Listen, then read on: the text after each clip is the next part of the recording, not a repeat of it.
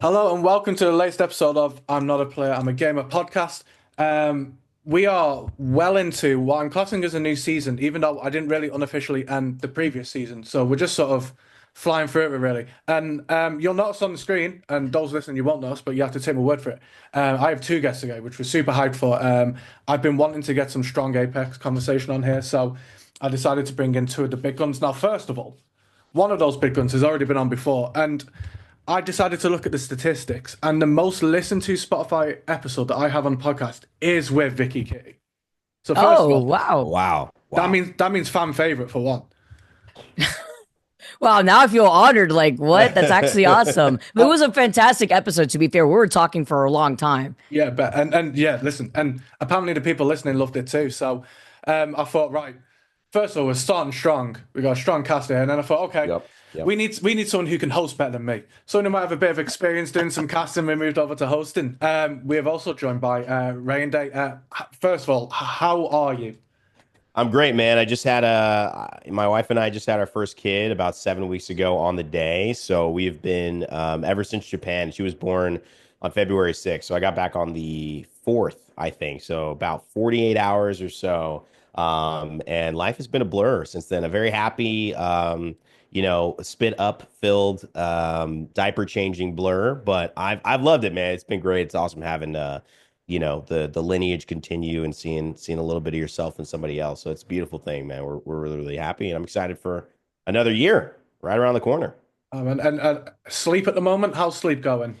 Sleep is an argument. It's a daily argument. It's an argument with the baby. Why are you awake right now? It's an argument with my wife. I thought you were going to do the late shift, and the early shift, and it's an argument with yourself. Going, I mean, how did I get myself in this situation? How can I ever function again? But I do think that it's gotten better over the course of like these 7 weeks, and we figured out our rhythm. I mean, that's just life. You kind of like you do this, you do that, never mind, we'll mix it. And now I'm starting to work again. So it's an ever going process, man. I'll tell you, Miles. But we're working it. We're working it.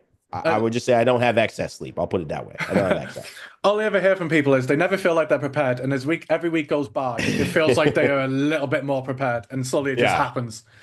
Sure. Um, Yeah. so listen. I'm sure it's going to come good. For people that are obviously tuning in, obviously I've already mentioned that we already know who Vicky is and everything that she does, which is amazing.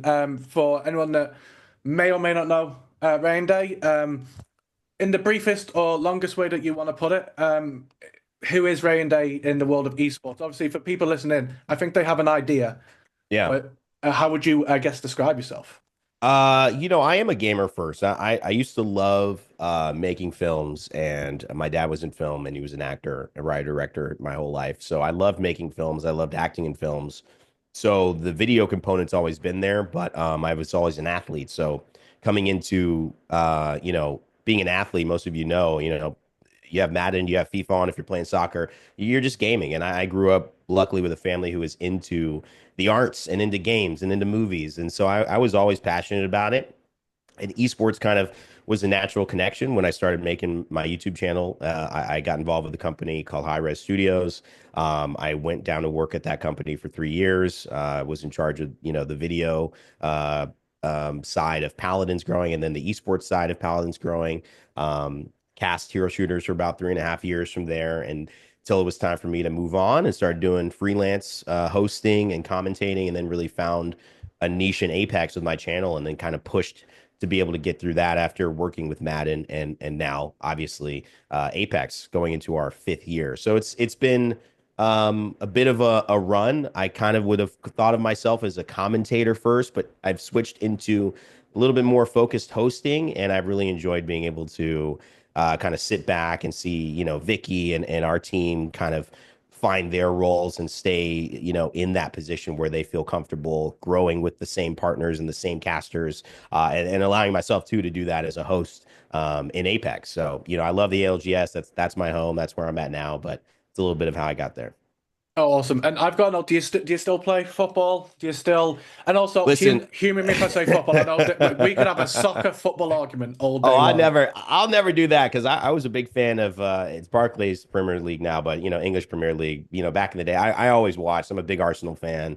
Thierry Henry is my guy. Played against Patrick Vieira and Materazzi and all these guys, and it was amazing. But to be fair, I will say that soccer is kind of just the thing you say in America. I can't say it. We say a lot of football here. We mean something different. So I just have to say soccer, but I'm with you. I'm with you on it being football.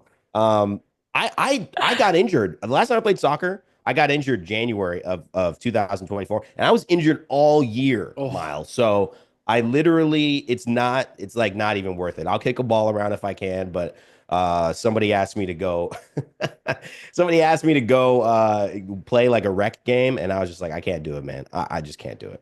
It's not worth it. my knees are shot from Yeah. years of football. Like I'm destined for knee surgery at some point. It's coming.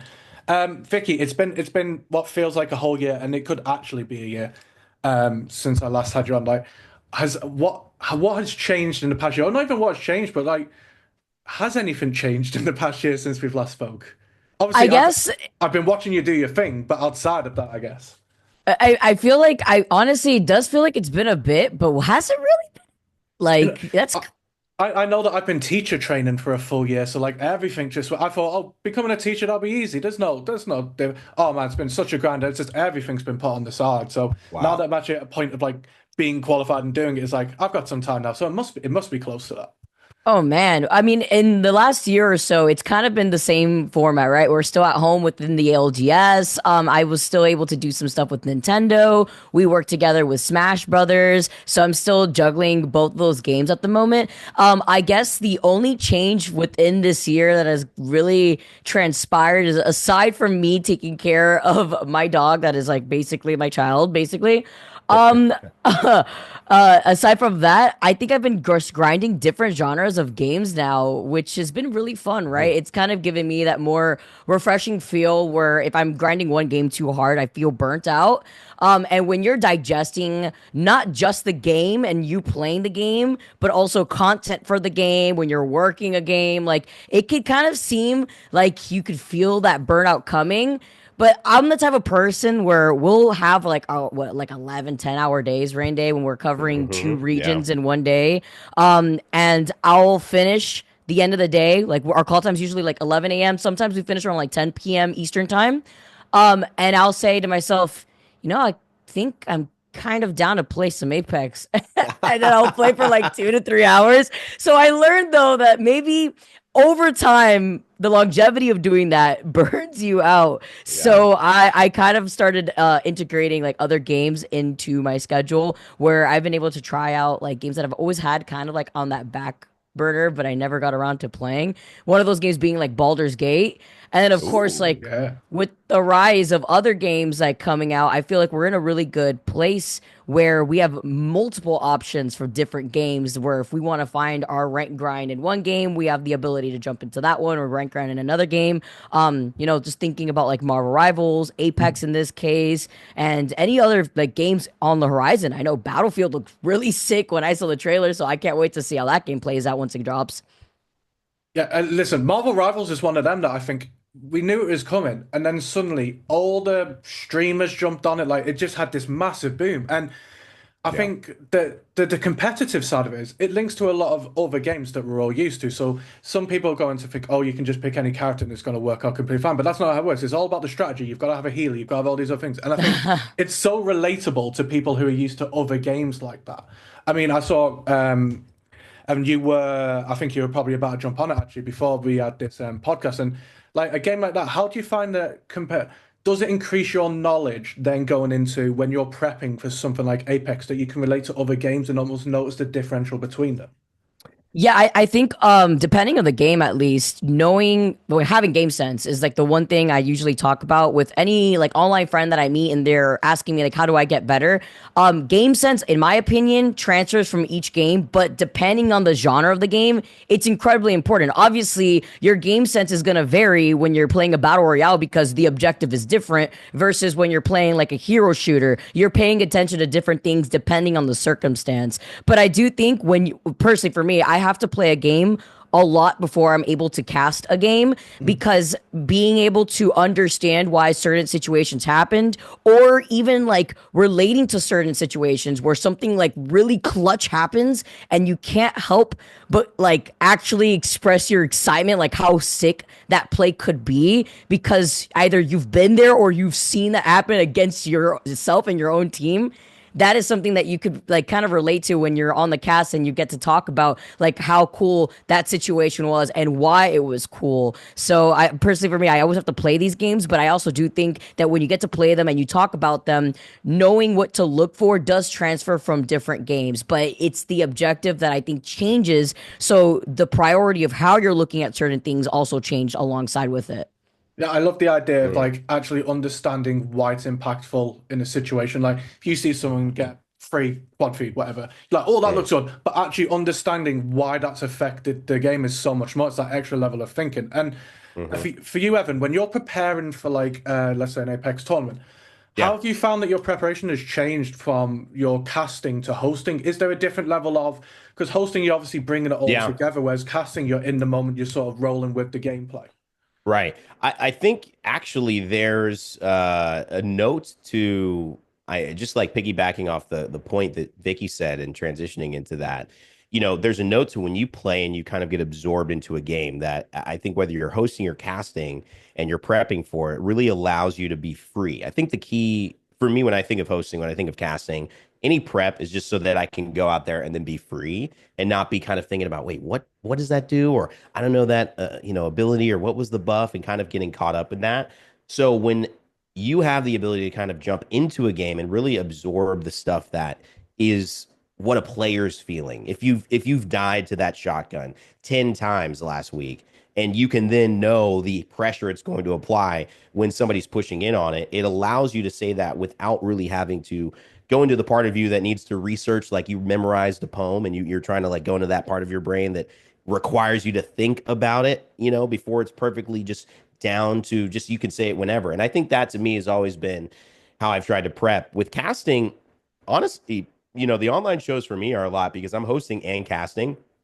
And I'm the only person who really does that outside of sometimes Tiff or outside of Lauren. And it's definitely a brain switch. It's a lot. I love lands because I get to kind of hone in on that one role. But for me, coming out of, basically trying to commentate at lands and then really going into, or split playoffs or whatever they were, a lot of them were online. I think the thing for me was hosting is really just about what is that role? And for me, the role of hosting is just about how do I set the tone for this tournament? How do I open things up so that when I toss the baton to our casters, that it's the smoothest start possible and the stage is set for them to kind of take it to the finish line. That's ultimately how I kind of think about it. And, for me, that's a lot about energy. It's a lot about, being in the gravitas of the moment. So in Sapporo, like, how do you put that into words? And, I actually listened back to kind of the finals day intro that I did, and I loved it. I was like, dang, that was great, and it was completely ad lib. But part of how I prep is I kind of just get really present with, what's going on. And online's different, it's a whole different thing. I know casters have had to deal with online and adjusting there. But for lands, for me, it's really about kind of telling those stories and really setting the tone. And that's the most important thing I think as a host that I can do. And I love the energy side of it, like especially for a game like Apex, we know how chaotic like the end games can get and Oh often man. do get. Like, how do you even like begin to prepare yourself for that sort of challenge? Because like it's one thing to have a full understanding of the maps or weapons or how gameplay is going to be, but then you can't pre-plan for the chaos. Yeah, I guess you could pre-plan it's gonna be chaos, but you can't pre-plan for what's going. How do you even go about like getting yourself ready for something like that? I mean, to me, when I was casting mostly, and I do have much more of my background in casting. For me, it's about repetition, and also there is an element of a person's ability to know how to take feedback on what sounds good. And I because I think that there's actually, you're right, there's too much to talk about usually happening at one time. And that's where you see the like motor mouths where they're just continuously talking, and it kind of sounds good, but it kind of also is a little like you're still missing stuff. Yeah. And then there's people who usually that's where esports falls on. What I've tried to do in my time is figuring out what is the through line. If you have like I use this word in a book I'm writing called keystone. If you have a keystone action, there's a keystone log in a dam. So if you remove that one dam, then the dam falls apart. There's something that can give you that kind of through line, that most important piece. And if you're setting up a story that has three different routes, Hal's here, Zero's here, you got Hockey's over here. When you understand, oh, okay, as a caster, you know the game you've played. And I think Vicky can probably attest to this. She cast Overwatch. Overwatch did a ton of, there's a lot of fast moving stuff there too. When you have that through line, you recognize it as a caster. I think it's you helping the audience to say, yes, all this stuff is going on, but here's the most important part to actually pay attention to. And if you're good and the game goes well, you kind of call it, you see it, they win, and then you get that big pop off and you don't feel surprised about it. Yeah, I'm assuming, Vicky, when it's coming down to these chaotic endings, in the moment, is it just a blur for you? But you're saying words, but because you put that effort in, you know what you're talking about, you understand how it affects things. Like, does it all just become a blur and words just come out? I feel like not necessarily it becomes a blur. I'm looking at certain things on a priority basis on the situation, right? So I do take in a lot of information at the same time. I think part of that was actually really thankful to Overwatch. Casting Overwatch was a huge experience because that was a very big learning curve. To this day, I still will say that I think casting Overwatch is still the hardest game for me to cast because there's still so much that I'm trying to like build up for that when I was starting to cast Apex, it helped a lot on filtering for me what is important to say and what's there that I could mention if there's enough downtime in those end games. Obviously, there is none of that downtime. So what I'm looking at, let's say there's 3-4 teams on match point finals. So now we're talking about different stakes in this case. And we have two teams that are at match point and one team that is not. So the probability of the game ending there is higher. What I'm looking at right now are where the two match point teams are, because that's the priority, because the whole tournament may end right there depending on what these two teams do. Are both these teams have all the players alive? Where is their positioning? Who's on the bad side of the final zone closing? What are their weapon loadouts? Did one of them just get rezzed? Are they lacking on armor? Do they have enough health to compare to the other squads that are alive? And then you look at the non-match point team and their positioning. Can they keep the game going? Are we going to have another game? Can they purposely like make it where they could grief both these teams and force them to fight together before they win? I'm looking at all this before it's even happened. So that's like kind of like how my brain thinks when I'm looking at certain things. And then when I'm talking, I highlight what I think is more like as an important thing to mention. And in this case, it would be the match point teams. It would be then talking about the stakes. Are either of them like down a member? And then I would mention that and I'll talk about their weapon loadouts and what that can mean and what the third team that isn't at match point, what they could do involved in that fight. So I'm looking at all these different pieces, but you don't want to overwhelm the viewer watching at home. But it's hard in an Apex end zone to not be overwhelmed. Similarly, where I feel like anybody, even if you watch Marvel Rivals, it's the same issue that Overwatch has, where the drop down camera view, the eagle eye camera view, and then not knowing like which ults are being used. If it's a mirror match, if you got the same characters on both teams and you're hearing all the ults being pumped at the same time, how do you allow the audience to digest what they're seeing? So you kind of have to guide them. But then you're also getting into the nitty gritty of casting, right? Then you have to talk about what is the purpose of the role of a play and the purpose of the role of a color caster, and where do they fit in terms of pacing to talk about these things. Because although I could be talking about all these things in an end zone, my co-caster Genome, being my color caster, I have to help set him up. Yes, it's the last final moments. Yes, it could possibly end right there. But if neither team is engaging, then technically speaking, I shouldn't be talking very much. That's actually Genome's opening to be able to talk and actually like highlight what is to be expected. And then after he highlights and then the first gunfight happens and the first engagement happens, that's when I'm supposed to be kicked into the play by play and really like kind of break down what we're seeing as it's happening. I love that. And what I also love is we did no prep for this, but I wrote down a couple of questions that I knew I wanted to ask. And it's almost as if it's so perfectly naturally fell into that. I've got to know, like, how do you balance, you're giving out all this information, how do you balance it for new viewers and also the hardcore Die hard. So you'll know the people who understand what's going on. They know why they're making certain plays. They know why they're doing that. But you've got these new players. I'd argue myself when I watch, I just watch because I love the casting. I love everything about it. I don't really understand it too much, but I still find that I'm not overwhelmed with knowledge. Like, how do you Mm. balance it that you're giving all this knowledge that's important while also not overwhelming these new audience?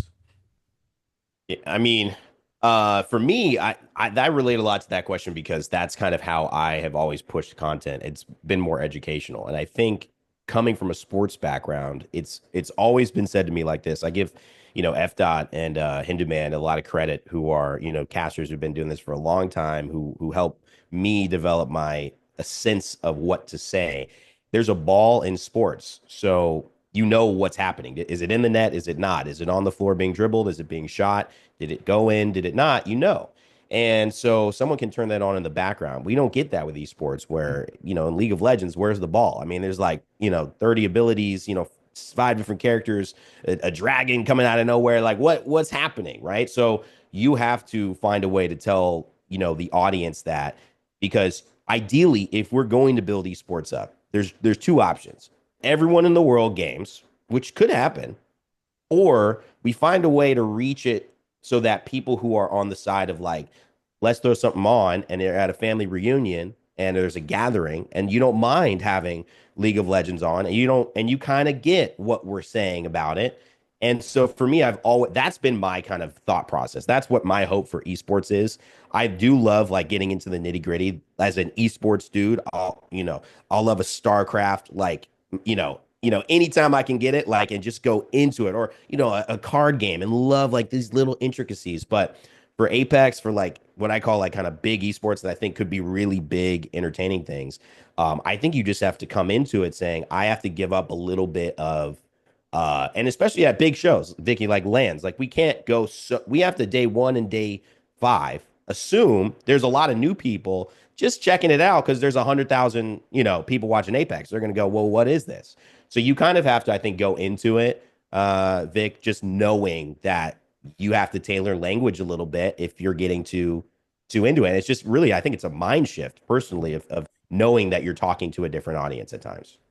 I definitely agree. To piggyback off of that, one thing that I've always told other people when I first started casting, and my roots started in Smash Brothers, being a fighting game, and there's a lot of matchups and a lot of technical jargon that not even like Nintendo, since they didn't officially make an esports or anything, like they didn't want to support the scene like that because that's just not their niche. There was like terms that the community made. So if in my mind, when I started casting that game and it started cutting bigger and bigger to the point where we're on an evil stage, at Evo, they had us casting on ESPN and Mm. TBS for Smash 4, and it was the grand finals for Evo for Smash 4 at the time. And my mindset when getting involved in that broadcast was different than they had two other separate broadcasts aside from that one. They had in-house commentary and they had the Twitch stream commentary and then they had the ESPN commentary. There was two pairs of casters for each of those three different broadcasts. And Yeah. when we were handling the television one, my mindset was I want to talk about this game in a way where your grandmother at home is going to be able to follow what I'm saying. So you want to be able to keep it open and welcoming for people of all age to maybe see and follow along what they're talking about, because that's how you keep them engaged. That's how you keep them watching Yeah. the show, make them want to come back, maybe even make them want to try their hand and play it too. And if a difficult game that is already difficult to try to get into sounds hard, then they're not even interested in checking it out and trying their hand at it too. So I want to keep everything open because you never know who's listening, where they may be like, oh, you know what? I want to try this game out when I'm home, and they're listening to you talk from their car and they don't have any visualization to really understand what you're saying, especially like in the middle of a cast. If I'm talking about what's happening in a team fight, I want to make sure somebody who's just listening to what I'm talking about in their car without watching can follow along with what I'm saying. Yeah, Yeah. and I think I've noticed that with whenever I have Rocket League on, for example, like what you're saying, Evan, that Rocket League in theory is very similar to football. It's is the ball in the Hmm. goal. And granted, there is only so much you can commentate on that. And I think the reason that I can have that on in the background so easily is that the casters explain stuff, but the detail of it is generally quite limited. There's only so much detail you can go into. But what I love is when you're watching, and listen, I'm yet to go to a LAN experience of Apex, but Oh, you love it, man. I've seen enough of the hype to know how good they are. Yeah. when you're there, I always think to myself, if you're watching like day one, you must think a lot of the diehards are watching from day one because they love this. Whereas you're actually going to get a lot of the new watchers or listeners on finals day or Yeah. final events. Like, do you find that you would actually adjust your casting based on the day that you're on? You were Yeah. saying, like you were adjusting to expecting new listeners to new watchers, but surely it Hmm. should change from day to day depending on the LAN event. Yeah, it changes, and so do our outfits, and everything Good. changes. The truth is, like, we plan around the most viewership happening around the first day, and Mm. then the finals day, and obviously the weekend. And in person, it's obviously Friday night into Saturday into Sunday that the most people will be there in person. So it's very consciously done. Yeah. And it is important too because the point of that event is not just to honor, it is one to honor what has happened and to create a new storyline heading into the next event and the next year. But the other thing is to engage. And so it's to engage people and like get people like literally Respawn wants 100,000 people to go, man, I haven't played Apex in a minute. Let me download. Like that's what they want. So they don't want, we need to welcome them to and acknowledge that they're there. And I think the broadcast does a pretty good job. And Vicky, she's not saying this, but I think, her ability to do work with Nintendo is because she has a mainstream awareness about how she can cast to be that presence that you can't work with PlayStation, Nintendo, Xbox if you're not going to be able to do that. It's not Mm. really code switching, but in a way it's kind of like gaming code switching because we can all nerd out like crazy, but you have to have this sense of family, openness, welcomeness, accessibility that allows somebody to, like you said, Miles, have it on in the background. Vicky's great at that. I think that's why she's been able to do that kind of stuff. It's something that I kind of lean in with too, and so I think that is important if esports are going to grow, or at least if you want to grow into those opportunities, those types of opportunities. Yeah, and Vicky, for these other games that you're playing, obviously you've got completely different fan bases, like in the likes of Smash or like the Nintendo guys. I remember when I bumped into Hungrybox a couple of years back, and I was there like, "Do you know what? I need to get more locked in on this Smash." Don't get me wrong, I've played with my mates, I've been useless at it, but the competitive nature of Smash and knowing that level, like he would destroy me in seconds. Like, let's be real. But when you're prepping for different games, obviously there are certain things that will link to each other, and there's certain ways, like you said, that you're trying to make it accessible for all. But like prep wise, it's got to be completely different knowing what sort of fan base you're coming up against. Oh, 100%. That's why I was saying that. That's why I have to play the game. Like Yeah. I can't just jump into a game that I don't that I'm not actively playing because even if I played a game, let's say 4 years ago, and I even have like maybe 1,000 hours into that game, which is a good amount of hours when you play a game, at least nowadays, and I don't play it for 4 years, and I get approached to talk about that game 4 years later, I would be uncomfortable unless I started playing the game for the amount of hours that I would try to put into it already originally, because that game, imagine the changes 4 years brings to a game. Imagine where Apex was 4 years Oh ago, right? God. Like, were there even Yeah. replicators? Like, so like that's something that I do a lot. It's I have to play the game. Like I have to understand, because originally when I got into commentary, I didn't get into commentary to be a commentator. Like it was kind of like an accidental thing for myself where I was a competitor first. I originally competed and then commentary kind of came afterwards. Then when I started casting, I realized that it was the best way for me to, at the time it was really difficult for me to follow streams because like I have really big issues like paying attention and just sitting down and watching something for too long, especially tournaments because they go on for so long. They go on for hours, 3 days, right? So, and then each day is like a solid 12 hours. So to digest all that just by watching was hard. So then when I started casting it though, I'm more involved, and then I started seeing matchups as a player that I wasn't exposed to if I was playing. So then seeing it helped me become a better player. So casting actually helped me out, be exposed to matchups that I wasn't exposed to before. So that I was able to approach those matchups based off of what I was casting over in my own gameplay. I like that a lot, so that I started casting even more. And I like how Raynday kind of mentioned like the gaming code switch. I never thought about it like that, but it happens because when you're introducing something to an audience, you just can't think your audience are just only competitive players when a competitive base for any game is like less than 5%. Most people want to just finish work and then hop on a game and either hang out with their friends or chill out, wind down for the day.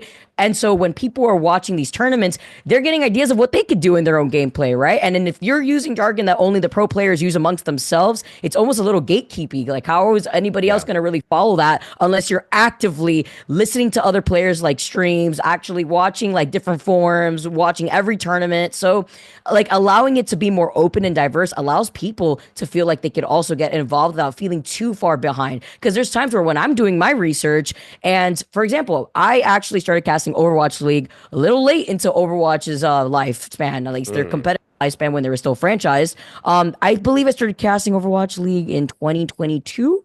And they disbanded obviously like at the end of 2023. 4, 3. OWCS, yeah, OWCS started in 2024 now, so it's been already a year, and exactly a year, I think, this month. So now I'm going into a scene where you already had established players, and that's the other half of the homework. The first half for me is the game and the game state. The second half are all the players. Now, when I'm going into Apex, I started Apex also technically a little late, but not as late as where Overwatch League was.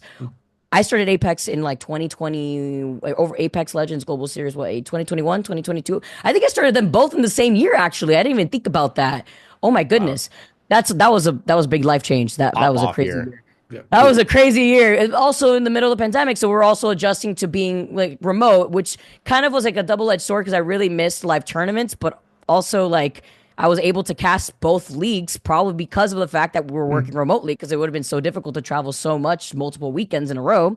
But from that, I had to jump into Apex the same way I had to jump into Overwatch, and I already knew as a player who Hal was. I knew who Sniped was because I knew his journey from Halo. I knew a few players that I've heard, but there's a lot of players that I didn't hear about. So when I started casting at the time, ESA's tournament, Series E, it was a weekly Apex tournament that had all the tier one team and players involved, as well as like tier two players that were on the come up at the time. Verhulst was on one of those teams, and Yeah. Verhulst was not a tier one player yet. He was with, I believe it was Skittles and Dupe, and they were. Yeah. I don't know if it was Team Skittles, but Series E had like a bunch of like sponsors incorporated with their weekly tournament, and these were players that people had heard about, were watching, they were on people's radar, but had not made a breakthrough yet. It was just a matter of time. It was like a few months after that, that's when they started making the breakthrough. But I was already exposed to that because I was able to cast those weekly tournaments. So knowing the players was like the other half of the homework. And then when you kind of join in on this late, you're missing out on years of placement, different team swaps, history on like how they even made it there, where they were, how old were they when they started competing. Like these, it may not seem like it's important in the moment when you're casting, but it's super important when you're highlighting a player's journey, which then could lead into a final call for somebody's first tournament win.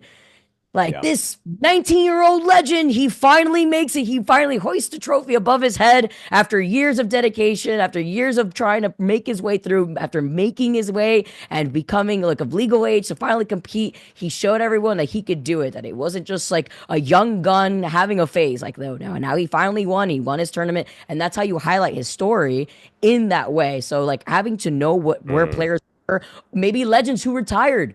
That was another thing within Overwatch, especially during my time there. Like I was casting Overwatch League when Space was still a player. So like it's crazy because I got to also witness a lot of change. So when you have players also filtered out of the scene, now you have to start talking about the players that were on the radar that are now probably going to break through that ceiling.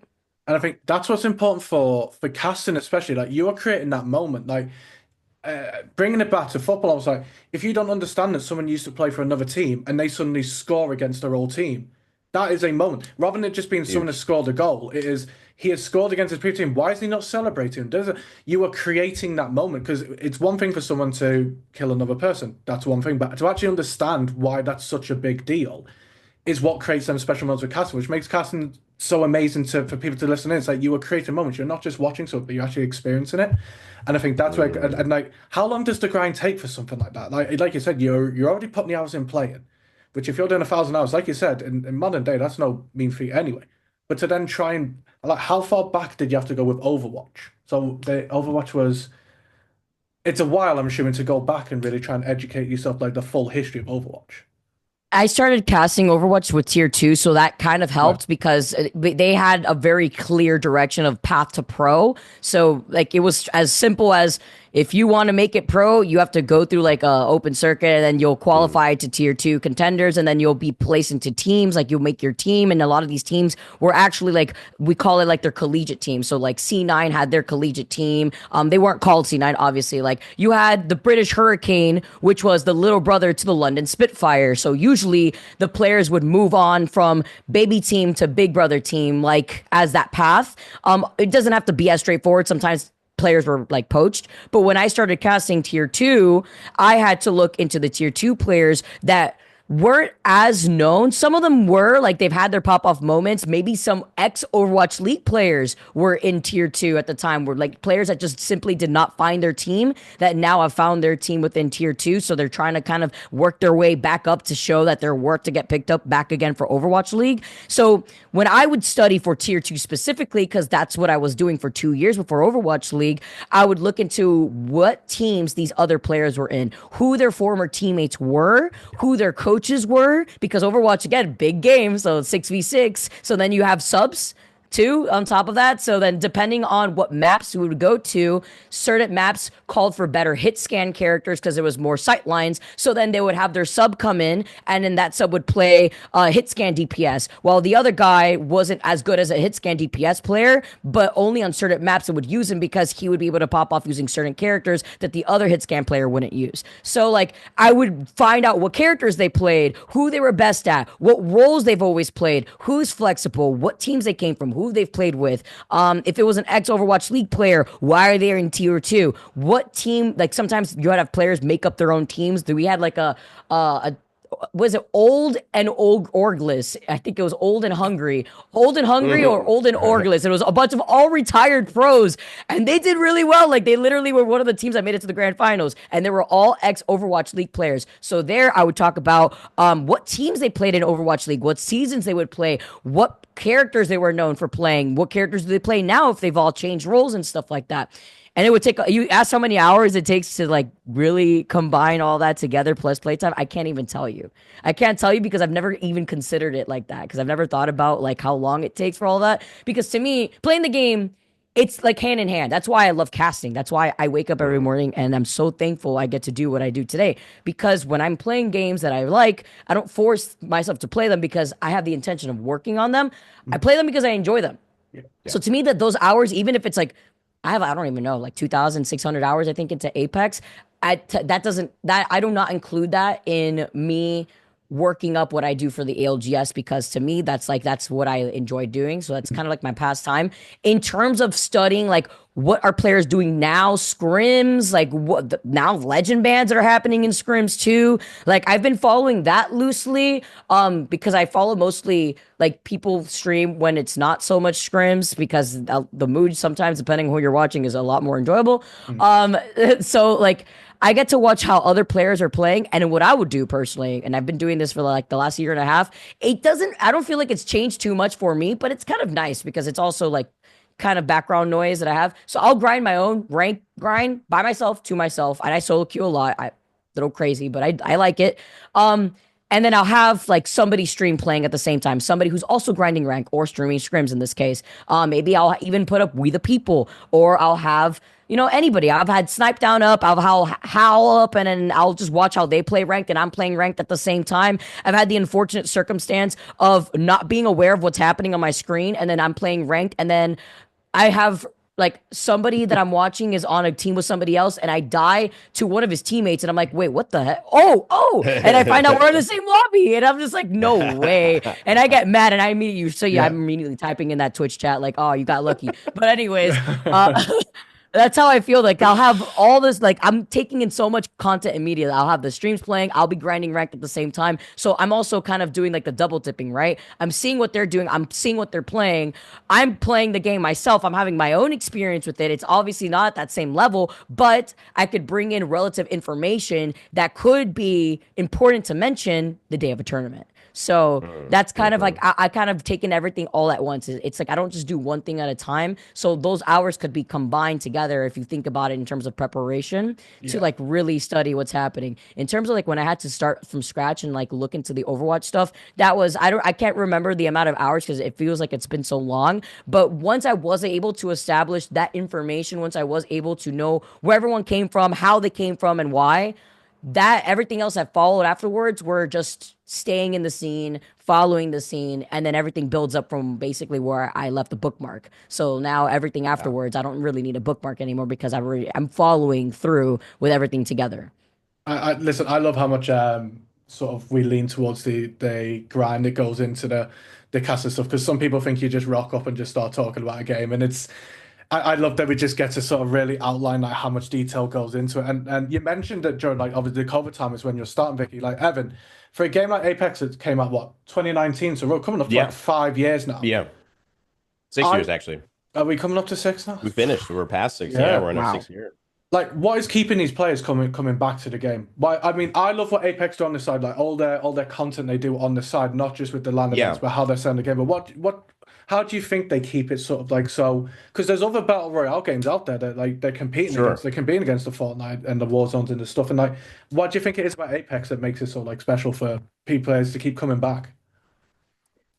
I think we've done a good job in telling some compelling stories in Apex, and I think that motivates a lot of people. When you have a championship that's worth winning, that puts you in a position to be a part of something that you care about, that other people care about, that you know is elevated, then you want to continue until you can reach the peak of whatever your potential is. And Apex has set a tone from the very beginning of an excellent game, an excellent fan base, excellent pros. It's very restricted who can win, who has won. Um, you come back off of Japan and you see, guys like Hayaka lifting a trophy. You never would have expected that, but we've gone into this new age where now doing that, even if you are somebody who hasn't been the front line of the conversation, you now are because of what it means to lift that trophy, because of the legacy of the teams behind it.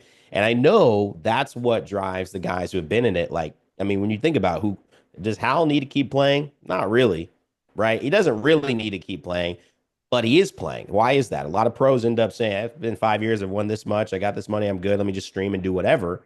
I think that there's something that has become a part of the ALGS that's bigger than the actual game. It is a sense of I want to be on the top of this mountain. I want to look down again and say that I did it because it is one of the most challenging games that exists in the world. The combination of being successful in this game and being successful consistently is one of the hardest things to do. And there's no hate against, CS, which is incredible aim. There's no hate against League, which is incredibly dynamic and constantly changing. There's no hate against, Marvel Rivals and Overwatch, which is obviously complex and you have to read the rhythm of that game so well.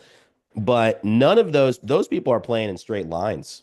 And I gotta say that is something that we open the world up for you to do anything and everything in Apex, and that just puts so much pressure on these pros to keep making the correct decisions all the time. So when you see the same teams in top five and the same teams winning, that is one of to me that's one of the most impressive esport feats that you can have. And especially for a game that has so many layers of movement, so many layers of technical ability, so many layers of um, still randomness that impacts the game from game to game. Imagine somebody said, "Hey man, we're playing what is it, Dust, the famous Counter-Strike map, right? We're playing Dust 2 or whatever, but it's flipped upside down and maybe half of it's missing to this time, or you can't go in that corner." People are like, "What? What are you talking about?" Like nobody's got to deal with that the way that I think Mm. BR pros do. And I just think that Apex is just been the premier battle royale. But personally, I think from an esport, we had the right team, the right time, the right commitment. Warzone's amazing, PUBG's amazing. We all played that before, but I just think Apex did it right. And I think the thing, Miles, too, is you do have to recognize that Apexes don't come around all the time. I've been around 3 games that I've loved and like focused on. But, when you get a game, even like Marvel Rivals right now, like who knows? Yeah. 5 years from now, will Mm, we be playing Marvel Rivals? You don't know. no. I mean, for a game to have 5 years be on its 6 year, us forgetting whether it's 5 or 6, and we got an event in New Orleans, like it just shows you that we're in the moment of living a franchise that like every video game in the world wishes and tries to be, and Apex somehow made it happen. So I think people realize that and they want to be a part of it. And the other question is, where do you go? I mean, if you leave Apex, where do you go? And I don't know if those pros who love our game and our fans, have another answer. I think it's always going to be a little bit of Apex in our hearts, no matter what the ups and downs are for the game.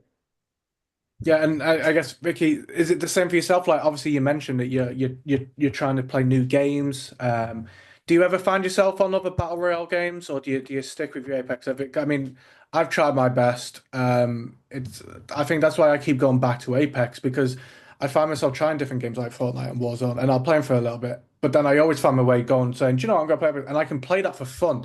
Which sounds really weird that like that you've got your competitive area, but I can also just hop on, like you said, I'll go and single player, just solo, and just see how it goes. I often don't get very far, which really makes me feel Yeah. awful about this because I'm there like it can't be me because I do really well on all my other battle royale games and even Battlefield, like you mentioned. I love Battlefield. I have a really soft spot for Battlefield, but like I hop on Apex and I don't do very well, but I still enjoy myself. Do you find that you can play other battle royale games and have the same sort of love that you'd have for Apex? No. No, No. I don't. No, I don't. It's straight. I was just talking about this like the other day where I took a little bit of a break from Apex because I was away for a while. I was in Japan for like 2 weeks, I believe. Then afterwards, I had a lot of work piled up. So I actually took a break from gaming in general. It wasn't just like an Apex thing. When I came back though, I was really eager to keep playing Marvel Rivals because that was the last game I had played before my trip. And then I played Marvel Rivals for a few days and then I was right back onto Apex. And then again, it was kind of like my mindset where I was like, I could juggle between both these games. It feels really good because I can't burn myself out too hard. I think I'm trying, for me personally, trying to find a good balance of what is too much grinding and what I should to keep the game enjoyable. Because that was the issue that I had with Overwatch, where I was the same exact way with Overwatch. Except the difference is once I started playing other games, I stopped going back to Overwatch. Here, though, I'll play other games and I will still keep going back to Apex. I have played Blackout, the first battle royale for Call of Duty before Warzone came out. I played Blackout. I played PUBG. That was a fun experience because everyone knows I'm more of a controller gamer and I played PUBG on PC. That was an experience. I played PUBG. I played PUBG. Me and Pachinki. No, but I played. I played. I played PUBG. I played Blackout. I played Fortnite. I have like 300 hours in Fortnite. But again, that was actually the example I was using earlier, where Fortnite was one of those games that I played a lot back in 2017, 2018. Mhm. But then I went back to Overwatch Yep. because I really liked the idea of Battle Royale, but I just really liked hero shooters more at the time. And Yeah. then wait for it. Wait, why don't we have a hero shooter Battle Royale? Oh my goodness. Oh yeah. Really? For me? For free? Oh, For free. like That's how I got into it too. I mean, it's the Yeah. same thing. I was casting Paladins, and I was like, Paladins content was like not happening anymore. I used to be getting like hundreds of thousands of views every single video, and then it started to just like it was getting 30K, but it was just not getting enough money. And I did that Apex came out, man. I reacted to that the very first day, and then 3 days later, I had my first million view video on that about Apex, and it changed everything. And that was the end of high res and the beginning of kind of going into freelancing, going into Apex. But it just scratched that itch. I mean, there was no other game that did that way for me. And my buddy works at Fortnite now. His wife works at Fortnite now. Like we tried playing Fortnite, had the PUBG thing too. It's just there's something special about Apex, man. It's just that's what I love. I love hero shooters. I like a battle royale, but combining it, it was perfect. And the fans show how much they love it by turning up to your LAN events. Like I said, I've not had the joy of being one. Is there one that's isn't it's almost a harsh question to say which was your favorite, but there must be like one between both of yours, or you'll have separate ones that really stood Yeah. out for you. I guess Evan, is there any? What was your like one that really stood out? Was it your first one, or is it Well, one that I don't know. I mean, I have stories around all of them. I'll keep it kind of like just answering the question though, because I you've think, got time if you want to go into? I'm more than happy to hear about stories about well, LAN events yeah, I within mean, reason. the first, I mean, I'd say three stand. I don't know.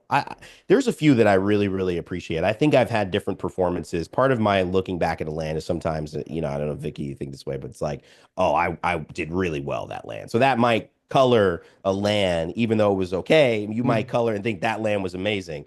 For me, it's more of like the impact, like the first land in Poland, which I know Vicky wasn't at, but where I was there and I didn't have a job, and I just like had to kind of, be present and flow and do my best to see if I can get an opportunity. And I got it. And that kind of opened up the door for me to be a part of the ALGS full time after doing well on that, 5 minute death segment. That's huge. I always remember that. That to me is a very pivotal moment in the Apex in my Apex career. I also really, really appreciated the first land that we had back. It was more of a personal thing because we had gone through, I think it was 900 days of COVID and Mm. being able to go to Sweden. And even though we didn't have a crowd, it was a very special kind of emotional thing to be able to kind of just have that and then led into Raleigh and I think that was the first time everybody came up and hugged each other on stage as I'm doing the close and everything, and that's kind of become our tradition now, where we kind of wrap up the year together. And I think that was a really important little run. And then to me, I think the best land we've had, honestly. I mean, Japan. I mean, Japan was the best. To me, I don't know how you beat that. I'm sure New Orleans is going to find a way because it always seems to be better and better. But I mean, walking out in the snow, Vicky going to a combini with you and Chris after the games, eating what is it, 10, like just sushi and the teppanyaki. What was it? Yakiniku. We have Uh, teppanyaki as I well. Like we mean, had so much food. Oh, you God, eat good out there, don't you? The food is oh, just. so good. So good. Yeah, that was amazing, man. There was nothing like that. That was probably the best land for sure. And Vicky, I'm pretty sure I asked you last time, but if you want to remind us, was there anything, or obviously you can obviously say Japan as well, but was there any that really, and don't have to be Apex as well, like if there's any particular LAN events that have been like really stood out to you? Oh gosh, I've gone to so many, but I'll keep it within Apex because I feel like I've had more of an emotional Mm. reaction, I guess, with Apex. So I agree with Raynday that I think for me personally, it was a really good event. Like Japan one was the best land. If I was there for the first time ever as an Apex fan and I was in Japan, I would have had the time of my life. Like Yeah. that, they had insane the way that we opened up Saturday and Sunday show. Sim was there. Like I love that band. I already knew who Sim was before land, so I was like, Mm-hmm. Mm-hmm. I got to play with them too. Like that was a huge experience. The crowd was insane. The only reason why for me it wasn't like my personal favorite, it was one of my favorites, but it wasn't my number one, is because there was no in-house commentary, which makes sense, right? It's in Yeah. Japan. They need to Yeah. have local commentary there. But aside from that, the reason why I say that is because I get so hyped Yeah. when I feel the crowd ramp up with me. So when that starts bleeding through your headphones, and they were getting hyped, don't get me wrong. It was more so when I from the caster desk get to call upon the crowd and they reply upon that call. That just gets me hyped. So, but if I was for the first time ever a land goer and that was my first land, it's going to be so hard to go to another land and expect it to be like that because Japan was literally one of a kind. Like you had to be there. It was so amazing. It was beautiful. But I would say the two lands that were my favorite, that I can't say one or the other because I got emotional at both of them, honestly. And I'm the type of person that I don't like crying in front of movies. Like I'll walk away and I'll be like Mm. yawning, pretending like it Yeah. was the yawning that made me like tear up. Like I'm one of those. So the first land though in Sweden, when I got to meet Raynday and the Yeah, crew, was my favorite. Even though there wasn't a crowd, right? Like there wasn't there a crowd, but I wasn't. got to meet everyone I was working with for the past year, and I was new, right? Because that was the first time everyone was meeting me because I wasn't at Poland. I wasn't involved with Apex prior to the pandemic, and even during the pandemic, I wasn't there for the first year when everyone was trying to adjust. So meeting everyone for the first time after a very first successful pro league year of us working remotely, me sharing like all my hype about the game that I had been playing already previously for 2 years straight, like every day Mm. waking up, like doing nothing but playing Apex. Truly, like that was the life of my pandemic life.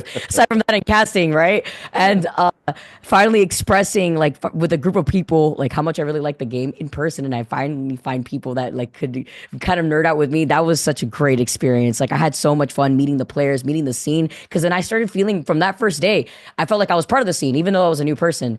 So that was Mm. definitely one of my first favorite lands, and that was Sweden. So we didn't have a crowd for that one, but it was such a fun event. And Mm. Reignite, I think, won that Reignite tournament. with JMW Yes. as a sub. I, Yep, I Sharky, Zero, and remember. JMW. Yes, and it was so hyped too because we had like some fun things happening in the back, even if it wasn't like we didn't have a crowd, but we had Nice Wig and not a green screen like come up from that tournament too. Yeah, yeah. Um, and then I would say the only other tournament, and I can't say which tournament was first or second. To me, these are like the two most Yeah. special lands to me. The second tournament was Raleigh for Yeah. championships Hmm. because it was the first championship I ever got to cast for the ALGS. And even though technically I did have the final call, I was so new to this crew. I had no idea how important that final call was, and I had like no idea how long they wanted us to talk for. Everything. If you look back at that cast, it was all genuine excitement, like just me being so like in it. Like I was just in it. It was so hyped, and I remember when we were clapping, looking back. I was hugging Fallout, and we were looking at the crowd. I literally looked around, and I started tearing up. And then I turned my back to the crowd and I looked at the stage like, yeah, we did it. Like we did We it. did it. Like We thinking did about it. this, I'm like kind of getting a little emotional now because I just Yeah. remember feeling like, oh my God, I'm finally like able to Yeah. cast a game that I love. And not that the other Yeah. games weren't something that I love, but it was like I've never been able to be part of an official broadcast for a game that I'm actively grinding like hardcore. Right. Like so when I'm part of that, when I get to like boot up my Apex and I get to see like information about the ALGS on the HUD, it was just Special. an experience I haven't been able to feel in a long time again because I'm very thankful and now it's kind of like normalized for me, my brain. But being there in that moment was so emotional and it was awesome. Like I'm so blessed to have the crew that we have today. And with these LAN events, how important is the downtime after it? Like, I imagine the time that you're spending, like you said, with the cast, with your cast, is everyone involved? Like, I've had the luxury of being around some of the Rocket League events in the UK and Halo events as well, which was super fun. And I see the time that the guys are spending outside of you in completely new countries that maybe you've not been to before. Like, how important is that downtime for you? And does how much time do you actually spend reflecting on an event? Like for Evan, like Yeah. you've just finished an event, like you said, in Japan, you went out, you got Yeah. food, you explored. Like how much time do you then spend like reflecting on it before it's like, right, what's next? It's amazing, man. If there's something that I could work more into my life coming up that I'd like, it would be a little bit more time reflecting. I mean, I think we spend a ton of time together when we have the time. Like basically, I would say like Vicky and I spend as much time together as possible. Like sometimes you're sleepy, or sometimes it's like I gotta eat or I got an early call, you don't. And that includes Sunday. Like, what are we? We're gonna go. There's usually like an after party for Mm. EA, and there's something that people are putting on. But I leave the very next morning. I mean, I think every single land I've ever had, I leave the very next morning and I'm back to my life because, I have a wife, I have a kid now, and that's, my priority in terms of making sure that I'm there. I don't feel like it's been the right time for me to, take that time. And that's something that's a thing for me that it's part of why I'm successful in some ways. There's always Mm. like next, but it's one of the things that when you really ask that, I go, I should probably reflect a little bit more because the impact that it has that Vicky's tapping into, it's true. Like you know this is a big deal. The stuff that we've done, people would trade places in a minute to have the opportunity to do, and that's a special thing. And to honor that and to go, we did this. I mean, to me, the way that I reflect is always on that Sunday, leading up to it, because I know I'm going to give kind of like a final monologue essentially Mm. that wraps up what it all means to everybody. And to me, that's a lot of when I do the reflecting, knowing that's the time that I have to encapsulate something that cannot be encapsulated. There's a feeling you often can have with people or in a situation or with an emotion that just doesn't have you could put words to it, but anyone experiencing it knows that the words don't quite capture it, and that's just kind of life. But I think what's special about these events is that I always realize that like this is so special that the emotions will come out, and we still won't quite capture with our words what it Yeah. means to be here for everybody. And that's what competing, that's what this environment, it's an environment of people risking, it's an environment of people who constantly are risking, and it's just it's a special thing, man. So, I have to do my kind of thing to be able to say something like that at the end. But I wish I could spend a little bit more time in some of the countries, or even, some trips with some of these guys. I know, Vicky's gone on a few trips afterwards, Japan and Greece, and so I gotta get in one of them. But yeah, as of now, I've had to do my reflecting, during the event. I mean, the what next mentality is also though super healthy, especially in this sort of industry. You have always got to be wondering about what's next, and it is Yeah. lucky that Apex has been and will and is Yeah. currently still being as successful as it is. But you always have to be looking for that next Sure. step as well. I mean, Vicky, Ray just Evan just mentioned about different places that you've gone to. So, are you the same way you're traveling the next day, going home, or do you like to try and spend a bit more time out there and almost certain what you've done. I also want to know, do you guys listen back to everything that you've done after a LAN event? Can you watch the whole streams back and because I can't listen to my own voice. Once this is done, I will edit it and I just Oh, I love it. I'll mute me. Oh, boss. But Vicky, like, are you out for longer or are you the same? It depends on what I have lined up at the time. I always prioritize work. So if there's like a gig that I have like right afterwards, I don't usually stick around. I usually just go home and I immediately stick to schedule. I always prioritize work, but if there is time in between, I try to stay for as long as possible. Like after Germany, I left the day right afterwards for split two playoffs of last year. For Japan though, I didn't have anything lined up right afterwards. I did have a Smash tournament in 2 weeks. So what my goal was go to Japan and stay for as long as I could before I have to go back home and then fly out to California from Florida to then do that tournament. So I usually and when I was in Japan, I actually met up with Onset. We hung out for a whole day and it was nice. We caught up. We talked about the event. It's always a really nice experience when we get to hang out all together. Next time we all go out though, Raynday, you have to bring out your family and then we'll I have know. a great time. We I know. absolutely do. And especially if like who knows? New Orleans is here in the US, Yeah, right? So it'd be a lot possible. easier. I will say here, and this is the first time, first sneak peek that anybody could hear about this here and Rain Day stream, that for the first time ever, my family has never seen me cast ever or Yeah. heard me. So they're actually going to be going to New Orleans. So my mom, Woo! Let's Let's go. Love go. that. Your making sister's it coming? to land. Yes, my sister may be coming. She's a maybe. She's a high Okay. maybe. Though. But moms though, that's My awesome. mom is 100% Let's going. Yeah, go. Let's yeah. go. So are you My going to be mom, my sister are the going. most nervous that you've been? Do you feel like the nerves You are know, I'm not gonna lie. I already thought about it. I'm a little nervous because now they're gonna hear my voice in house. Like, I usually don't tell anybody to tune in to watch me cast. I know it doesn't sound right, but I never tell anybody. Like, it's not their fault. I simply don't tell them because I feel like if anyone I know is watching the stream, like you could have 100,000 people watching, 300, a million. But the moment I find out any of those one single people, or like people that I know, I'm immediately getting way more shyer than usual. Like, and it makes no sense, even if they're not even in front Yeah. of. I just get a little bit more shy. And in terms of whether we watch back on the stream, I do watch the stream back, but not completely. I'll watch it like in Right. snippets because again, the broadcast days are so long that it's if a long, I would literally be sitting down watching it Yeah, for yeah, the yeah. time of the broadcast, like, but I will be jumping like back and forth to see things that I could be doing better. I used to Hmm. not like hearing back my voice. I think in the last 2 years, for some reason, something has changed in my brain where I don't hate listening to myself talk again. So I actually I can reflect back and it's a lot more constructive than it was before. So yeah, I don't mind it. Um, and what I should have introduced you both as at the start was you were both nominated for an Esports award last Oh, yeah. year, and Yeah, I've thank I've you. done work with them for the past 3 years. I've got some of the I stuff see back that. here. I'm behind. Yeah, we Hey, got the listen, same coin over yeah, there. yeah. I was listen. Hey, I was out in Riyadh, and then done Vegas a couple of years. I've the teacher training got in the way of LA, but listen, I'll be there next year. I'm not allowed to say anything, but Awesome. I will be there. And Awesome. how did it feel for both of you? Obviously, we've got Hulse here, we've got Caster. Yeah. How did it feel to get nominated for something like that? It's one thing to be like acknowledged by the fans and your fellow like casters or fellow supporters within the organization that you are represent. But how does it feel for yourself to be like represented, I guess, outside of that by people just in esports in general? You want to go, Vic? Oh yeah, yeah, sure. So the question being, sorry, that how do we feel like being Yeah, nominated for something like that? Oh being my acknowledged in goodness. esports. Yeah.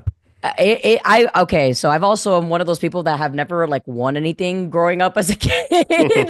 I've won like I guess participation trophies is like Oh the yeah. best way to put it. Like I wasn't a sportsy kid. If anything, I was like a thespian. I was very much into drama and arts, and singing. I used to sing a lot for my church for like 8 years, and so like that was like the only type of recognition I ever got growing up. So being nominated, I got nominated with like 2 years in a row or so, Mm. but I only got one coin. So technically, officially, with one coin in one year, but it was 2 years back to back. Um, I was confused at first. The first year I was nominated, I was like, "Is this real?" I questioned. I was like, "Is this real?" And then when I started seeing like more time pass, I'm like, "Oh my gosh, I was really nominated for this!" Like me, like I was shocked. I felt very honored, but also blessed because I would not have been able to even be considered without the crew that I work with. Like truly, that's what it is. It's like the team that I had with Overwatch, the team that I currently have with an ALGS, the people that taught me to really be headstrong within the Smash community when I was first starting up. Like if it's thanks to them that I stuck with what I was doing because I've learned so much from everything I just said right now. Like especially Overwatch was that big learning curve for me and understanding what pacing for commentary meant because in a fighting game, that pacing that you usually see for every other esport game doesn't usually exist. It's much more conversational. It's back and forth. Having to have that breakthrough, having to have that self-awareness on and being humble and like what you need to do and what you need to grow on and what you need to be better with. It led me to where getting that coin like made me feel. And I got the coin and I saw it. I was like, man, I can't believe this. Like, and I show it every time my parents come in to visit me at my house. I'm always like, by the way, you have to like touch the coin, touch the Yeah, touch coin. the coin. It's It's like it's the a new kiss it's a the ring, blessing. right? Exactly. Yeah. It is maybe one day maybe we'll be able to take the trophy home. But I Yeah. feel very blessed. It's honestly, truly, I'm thankful to everyone that I've worked with because it's honestly them that have carried me to even be nominated. Yeah, and Evan, you did some work out there as well, weren't you? As well, were you a part of it at the same time, do I believe? Yeah, yeah, I was a part of it too. It's been great. I was it's been a cool team. They revamped it 2 years ago, and I hosted Red Carpet in Vegas. Then this last year I hosted the desk portion. Yeah. I'm going to different stages. Maybe I'll be hosting main stage next year. You never know. But I do like Hey. the team. Mm, And I love the people behind it and the goal, which is to honor esports. I was very, very appreciative of the nomination last year. I would like to win. I mean, that's what I would like to do. I think there's, however, in esports, a lot of people who have been doing this for a very long time. And I mean, even doing it for 10 years, you got Chris Puckett walking mm, in, and it's like, I mean, that brother's been doing it for 30 years. You know what I yeah, mean? It's like you do have to honor these people. And I, at the same way, what I take it as is, we're going in the right direction. And in the for sure. same way, too, we're being more in alignment with where the world is recognizing, where we need to be. I think that's always a good sign. Sometimes you kind of banging your head against the wall. And I think I made a very conscious switch to say, and it goes with our team being so great and flexible that, if I'm trying to jump into commentary, which is maybe more of my background, then I don't know what that means, but it probably somehow impacts Vicky in some way. Because maybe her and I are switching off casts, or maybe I'm going into a cast with Dia here, and that means Gina, I'm sometimes switching with this, or you get to this point where you start inserting that one extra person that doesn't have a set partner, and then everyone's switching, right? It's kind of Mm, like that domino affects that domino affects that domino because of people need time off and then time on. And I think that the best thing that I did was say, listen, in this field, what can I really excel at? I mean, I look at Vicky and Genome and such a great dynamic pair. And you really look at our, Mark and Dan who have been doing it for so long. And I think kind of the pinnacle also of like a pair, right? These two have been just they're, yin and yang the way that they've operated. We've got that handle. So like what can I elevate in the same way that they're elevating commentary? And I felt like hosting was the choice for that. And so for me, um, I'd rather be on a hit TV series, right? Like Game of Thrones and run for 8 years and everyone's winning awards every year until the show stops, than trying to be the standout on, you know, iCarly, rerun, iCarly remake, Yep. happening when they're all old. You know what I Mhm. mean? And it's Yep. like I don't need to be the star of that. I think all of us as a team, we've decided like let's all benefit each other. And I think that's what's helped with, Dan won the year before. Mark's been nominated every year. Vicky's been nominated 2 years in a row. I got nominated. Lauren was nominated. Genome Yep. was nominated the year prior. I think that just shows that the team has a lot of great pieces. And the more that we keep doing that and supporting each other, the more everyone can win. I love it's like you said, it's a team effort side of it. I completely agree. Like being part of a team where between years everyone's getting like nominated and acknowledged for the work they're putting in because as Vicky was saying, like it's such a grind that you guys are doing that it's awesome to be acknowledged for that. I mean, working red carpet must have been lots of fun. I mean, Oh yeah. I was there watching you doing your thing anyway from a distance, but getting to see all these At people like, Vegas? oh yeah, I was at Vegas Oh the yeah. past 2 years. The nightclub was a different experience to the. I quite enjoyed it. Though. It was good. But I remember bumping into you, and I was saying I want you on a podcast at some point to talk Oh football. really? And at some point Look there at will be a you. podcast just about football or something. But like the red carpet must have been fun. Like seeing people from different organizations as well. I'll tell you one of the things that I remember. That red carpet had two impacts. One, Game and Gladiators had a really nice run, and I met their owner and I think CEO Nick Cucavio there, and ended up having some really nice exchanges with him, and that's been a cool relationship to build.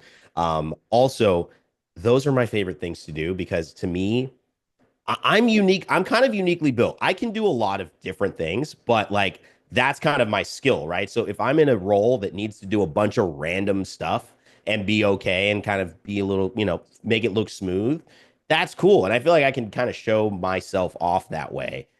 So I love like the red carpet stuff. It's nerve-wracking, Hmm. but I do actually really like it. I mean, I love a desk too, but you're a little bit more tame on a desk, but like it's very, very fun, those shows. And I love doing as long as Apex is happening and like we got other stuff like stabilizing the year, like I love popping back and forth into like Yeah. random stuff like that. If they're available and if anyone wants it, it's just fun for me. I love flexing those muscles. Perfect. And then going into that, I guess up and coming, apart from with yourself, Evan, bringing up a baby or child, Yeah. shall we say, like that's a fairly big It's a thing to do. lot. Let alone Yeah, it like, is. what else have you got going on for the year? Have you got any sort of anything that people can look forward to? I Yeah. imagine there may be stuff that you can't say, but how does the year look for you now? Obviously, apart from trying to get some sleep. Yeah, apart from getting some sleep, we got Apex Year 5. That's always, I make it very clear that's my priority. So, Vic and I will be going to New Orleans. We got the ALGS online stuff happening for the first part of the year, and then, a lot of fun stuff planned for the rest of the year as well. I do streaming daily here at twitch.tv/Raynday, and it's looking like a good chance we'll be jumping back in with McDonald's this year. So we'll be having monthly sponsored streams with them. They've been a great partner for me. And then just making content. I really want to fill this time. I told you guys I'm been working on this book for a long time. Like this Mm, is the year I got to get it out. I'm going to self-publish and I'm going to get nice. feedback and see what's happening. But yeah, I've been working hard on it. And aside from that, man, spending time with family, enjoying my esports family and my content family, and of course, my daughter, my wife. It's there's too many good things happening around Yeah. for me, man. So I wish there was more time in the day, to be fair. I really Yeah. do at this point. And Vicky, apart from putting things back together that the dog is tearing apart. Um, Keep And listen, matcha on I, lock. I'm fairly confident the reason that everyone tuned in was actually for the dog. As much as you were talking amazing stuff, like the moment my partner saw the dog, it was like, right, I'm watching that full video. Don't have a clue about gaming, but I'm all in. How's it looking for you? I don't know if you guys noticed that she's not in the background anymore because I gave her a face and she actually put herself in her crate. Like the crate is open and she put herself in She knew. timeout. No. After She's like, I looked at okay. her, I like tapped my chair and I looked at her and she looked at me and she stopped and went into the crate. So aside from picking up the murder victim behind me and all the fluffy guts that are everywhere, Rain Day is so wholesome. Just coming off of like what he just said right now, my goal right now for the rest of the year is to keep grinding Apex. We got year 5, like you mentioned, coming up soon. We have New Orleans coming up. We have that open bracket tournament to pay attention to. So even more teams to focus on, which is going to be very interesting, literally giving anybody the opportunity, if they think that they're good enough, to make their way to their own path to pro for competitive Apex. Aside from that, I'm also working with Florida International University in helping cultivate their esports ecosystem and their current esports marketing certificate that they're offering for their classes. So I've been helping a lot of the professors put together different curriculums, and acting as my official term for the university, a professor, is how they word I everything. love it. Nice. It's been really great. So working together alongside with them, and a goal for mine this year that hasn't come up for whatever reason, and just really wanting to kind of do something different that I haven't done in a while is I want to get into a new game this year. Like I want to be able to try to bring on some more opportunities. I'm still casting Smash. I'm obviously still going to be on top of Apex, but I want to be able to have that excitement again of just being able to do something new to then add it to my itinerary. So that way, when I learn something new, I bring it on top of all of the titles that I'm still currently doing.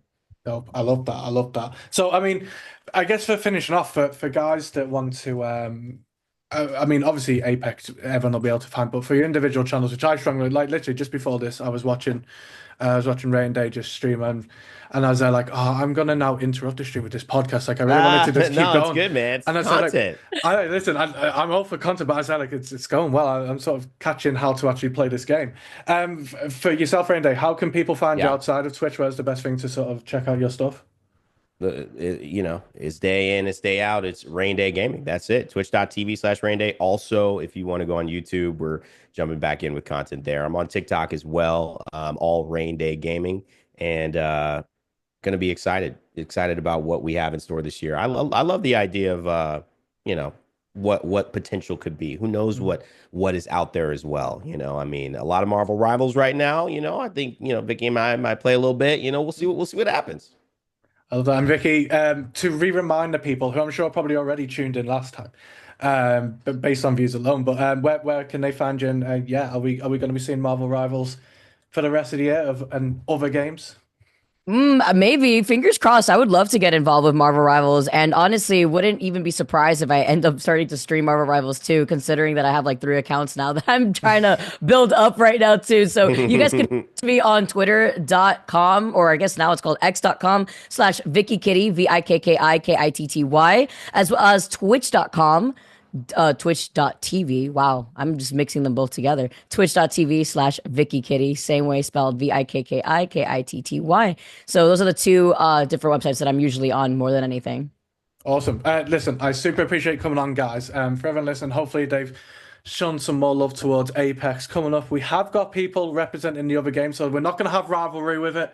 We've got people coming on from the Call of Duty scene. I've even got some cosplayers coming on to talk about that side of game, which is Ooh. something I have Cool. no idea about. So that's going to be super cool. So, for everyone listening, again, appreciate it. If you enjoy what you've watched, listened, spread some love, and obviously check out Raynday and VikkiKitty. And then, yeah, until next time, guys, just, yeah.